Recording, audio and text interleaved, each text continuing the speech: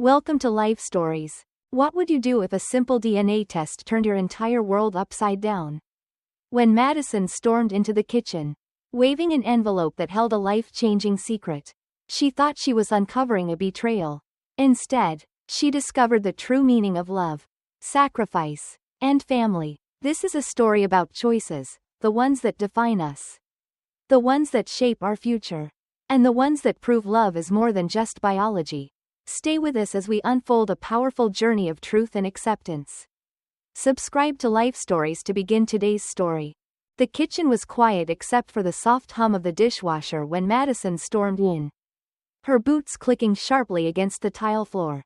She was gripping an envelope in her hand like a victory flag, waving it high in the air, her face alight with an emotion I had never seen in her before, something almost cruel. Something that sent a chill through me before she even spoke.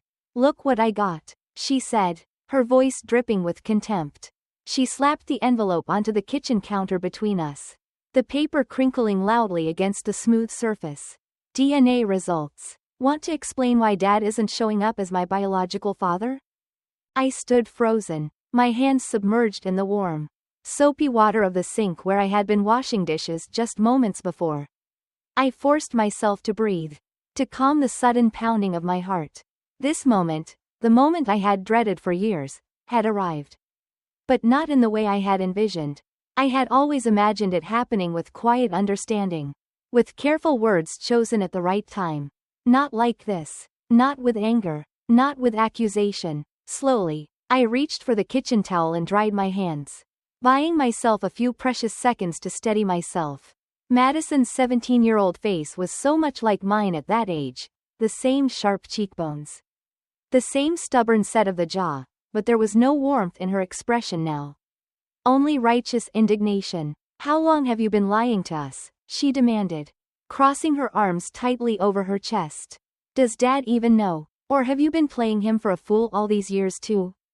I inhaled deeply, choosing my words carefully. "Sit down, Madison," I said, my voice quiet but firm. "This isn't a conversation we should have standing up." She scoffed but dropped into one of the wooden chairs at the kitchen table, her posture stiff with anger. "Fine," she said. "Explain how you've been living a lie for the past 17 years. This should be good." I walked around the counter and sat across from her, folding my hands on the table.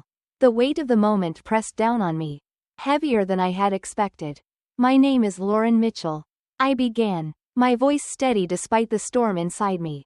"And my daughter has just unknowingly opened a door to the past, one I've spent nearly 2 decades trying to keep firmly shut.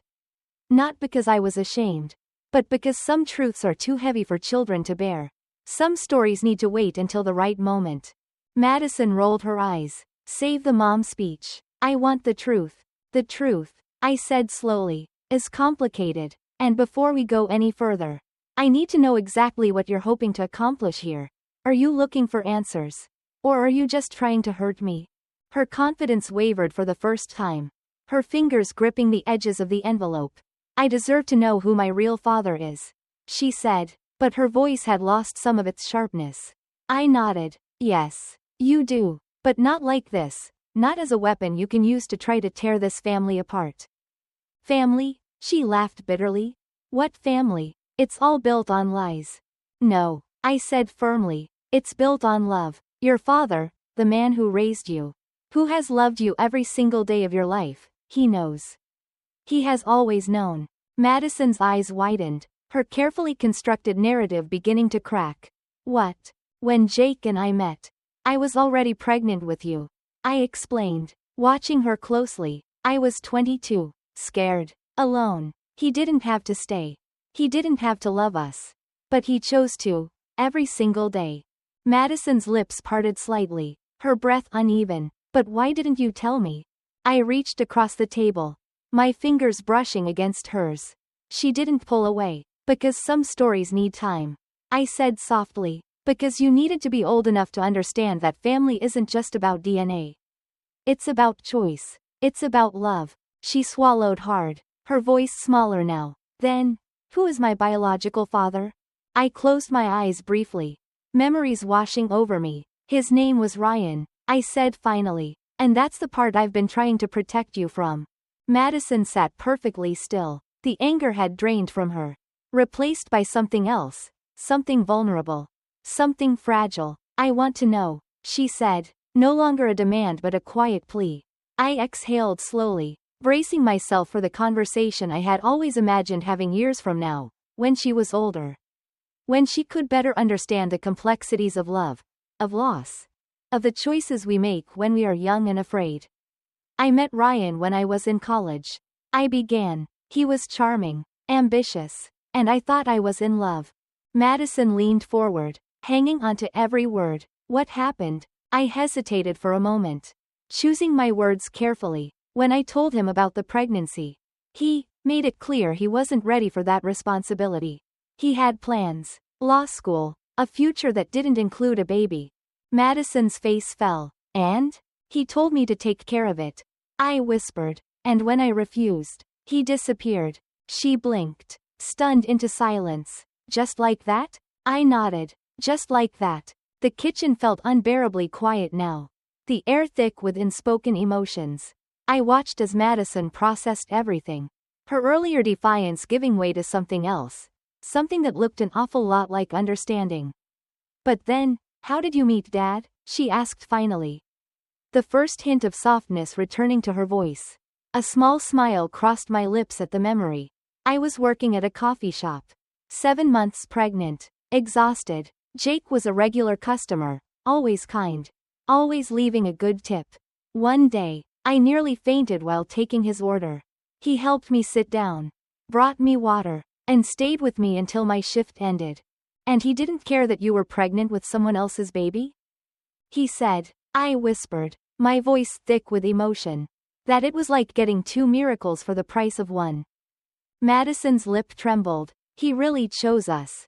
He did, I confirmed, and as I looked at my daughter, her world shifting beneath her feet, I realized that maybe, just maybe, she was finally ready to understand.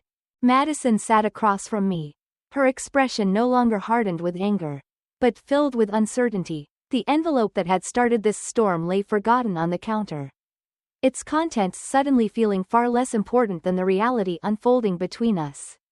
She swallowed, her voice quieter than before. So, Dad always knew? I nodded. From the very beginning. Madison's gaze drifted downward, her fingers tracing the grain of the wooden table. I could see the conflict playing out in her mind, the years of memories, of bedtime stories, of scraped knees being bandaged, of laughter echoing through our home, all clashing with this newfound truth. He never said anything, she murmured. He didn't have to, I said gently. Jake didn't need to be your biological father to love you. He never saw you as anything less than his daughter. She shook her head slowly, as if trying to reconcile the image of the man who had raised her with the reality she had just uncovered. But why? Why would he do that? I smiled faintly, the warmth of 100 small memories filling my chest. Because he loved me, and because the moment he met you, he loved you too. Madison's throat bobbed as she swallowed hard. Tell me more. About how you two happened. I leaned back in my chair, letting the memories wash over me. I was 22, working double shifts at a tiny coffee shop just outside Chicago. I was exhausted all the time, trying to save enough money to make a life for you. Jake was a regular, a quiet, steady presence in my chaotic world. He always smiled, always asked how I was doing, even when I barely had the energy to respond. Madison was listening intently now, the fire in her eyes replaced by curiosity. One evening, I was so drained I nearly collapsed while taking his order. He caught me before I could fall, helped me to a chair, and wouldn't leave my side until my shift was over. The next day, he came back with a bag full of prenatal vitamins and a list of healthy foods. Said he'd read somewhere that pregnant women needed extra nutrients. A small, incredulous laugh slipped from Madison's lips. He did that? For you? For us. I corrected gently. She exhaled slowly, the tension in her shoulders loosening. And then? I smiled. Then, he just stayed. He kept coming back. He checked in on me every day. And before I knew it, he wasn't just someone I saw at work. He was the person I relied on the most. When I was too tired to make dinner, he brought food. When I was scared about the future. He reminded me that I wasn't alone. Madison blinked rapidly, as if trying to hold back emotions she wasn't ready to show. And when you were born, I continued softly, he was there. He held you before I even did. And from that moment on, you were his, in every way that mattered. Tears welled in Madison's eyes. But she blinked them away stubbornly. And he adopted me? Yes. I nodded. When you were 6 months old. He insisted. He wanted the world to know that you were his daughter. Not just in name, but in every legal and emotional way possible. Madison pressed her lips together, struggling with the enormity of it all. So all this time, I thought I was uncovering some huge betrayal. But instead, she let out a shaky breath. Instead, I just found out how much he loves me. I reached out, covering her hand with mine. Yes, sweetheart. For the first time since she had stormed into the kitchen, Madison didn't pull away. She didn't argue. Instead, she squeezed my hand, her fingers gripping mine as if holding onto something solid in a sea of uncertainty. After a long moment, she whispered, "Does he know I took the test?" I hesitated, then shook my head. Not yet. Madison bit her lip, her walls finally crumbling. Is he going to be mad? I stroked the back of her hand, reassuring her with a small smile. No, Madison. He's always known this day would come. We both did. We just hoped you'd come to us first. That we could tell you the story together. When you were ready. She nodded slowly, wiping at her eyes. I want to hear it, she said, voice thick with emotion. All of it. And I want Dad here too. I felt the last of my tension melt away as I reached for my phone. I'll call him now, I said, and for the first time since this conversation began, I saw it, the shift in her expression. The anger had given way to something softer, something more open, something like understanding. As I reached for my phone, Madison watched me with an expression I couldn't quite place. It wasn't the anger she'd stormed in with, nor the quiet vulnerability she had shown just moments ago. It was something in between, hesitation.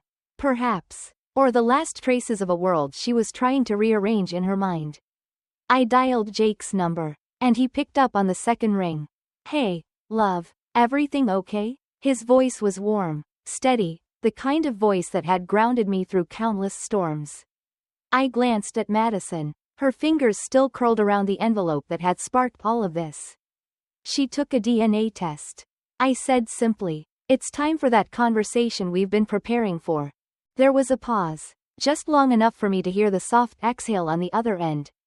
Then, without hesitation, he said, I'll be home in 20 minutes. We'll do this together, like we've done everything else. When I hung up, I turned back to Madison, who was studying me carefully. He's on his way, I told her. Are you ready to hear the whole story? She hesitated for only a moment before nodding. Yeah, she said quietly. I think I am. We sat in silence for a few moments, the weight of everything settling between us like an unspoken agreement. Madison traced the edge of the envelope absent-mindedly, her earlier defiance entirely gone. Can I ask you something? She said suddenly. Of course, I replied. She let out a slow breath. Did you ever think about telling me sooner? Or did you always plan to keep it a secret? Her words weren't accusatory this time, just searching. I chose my answer carefully. I never wanted it to be a secret. I said honestly, I wanted you to know the truth. But I also wanted you to be old enough to understand what that truth meant. Not just the facts, but the choices, the love, the sacrifices. Madison nodded slowly, as if she was beginning to understand what I meant. But what if I had never taken the test? Then one day, when we felt you were truly ready, we would have sat you down and told you everything. I said, on our terms, in a way that wouldn't feel like a betrayal, or like something being exposed. Because this wasn't about hiding anything from you. It was about protecting you until you were ready to understand. She looked down at her hands, her voice barely above a whisper. And I forced it to happen like this instead. I reached out, gently tucking a strand of hair behind her ear. Just like I used to when she was little. You forced it to happen because you were ready. I said softly, maybe not in the way we imagined. Maybe not in the way that was easiest. But you were ready. And that's what matters. A tear slipped down her cheek. And she wiped it away quickly. as if embarrassed by the sudden show of emotion. I thought I was uncovering some huge, terrible secret, she admitted, like something that would change everything. But now, it feels like I was just missing something that was already there. I smiled, squeezing her hand. That's because nothing has changed. Sweetheart, you are still Jake's daughter. You always have been. A DNA test doesn't define love.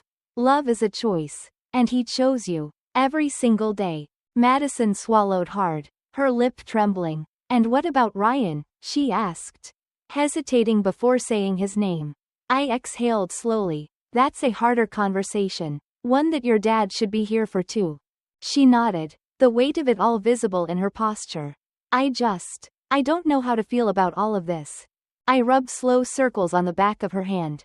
A comfort from childhood that still seemed to work. You don't have to figure it all out today. I told her, this is big. It's okay to feel everything. Or nothing. Or both. The important thing is that we're talking about it. Madison looked up at me. Her eyes still damp but filled with something new, acceptance. Perhaps. I want to hear the whole story. She whispered, but I also want to see Dad. I nodded. He'll be here soon. And for the first time that evening, I saw it, the first hint of peace settling into my daughter's features. The storm wasn't over, but at least we were facing it together. That night, as I sat on the back porch with Jake, the weight of the day finally settled over me. The stars stretched endlessly above us, their quiet presence a stark contrast to the emotional storm we had just weathered. Jake wrapped his arm around my shoulders, pulling me close in that steady, reassuring way he always did. How are you feeling? He asked gently. I sighed, leaning into him. Better than I expected. Maybe even relieved. He nodded, his gaze thoughtful. Madison is stronger than we give her credit for. She is. I agreed. She always has been. But today, she saw something deeper. She saw that family isn't just about where we come from, but who stands by us through it all. Jake smiled, his fingers tracing lazy circles on my arm. And she saw that I'll always be her father. No matter what. I turned to look at him. This man who had chosen us all those years ago and never wavered since. Thank you, I whispered, my voice thick with emotion. For everything. For loving us both so completely. His eyes softened. Thank you for trusting me with your heart. And with hers. Inside, we could hear Madison moving around in her room, settling into the new reality she had uncovered. It wasn't perfect, and there were still questions she might one day want to explore. But for now, she knew what mattered most, that she was loved. Wholly and unconditionally, and in the end, that was the only truth that ever really mattered. If you enjoyed this story, don't forget to subscribe to Life Stories for more heartfelt and inspiring videos.